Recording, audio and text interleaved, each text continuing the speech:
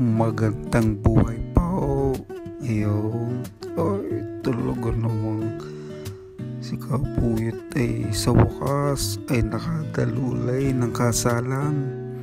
Sa hinahaba-haba rin nga naman ay naka-attend din ay congratulations sa mag-asawang si Julian at si MJ.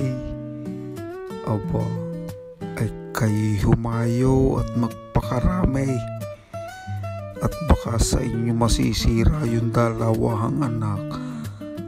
Ay baka kayo makatatlo, makaapat. Aba, hindi naman masama. Ayun, ay congratulations sa inyo.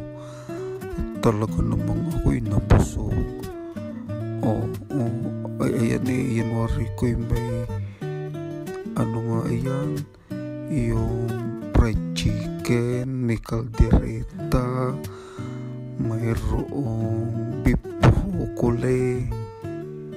Ay pagkasarap naman ayan, i-enjoy ang Kapuyot.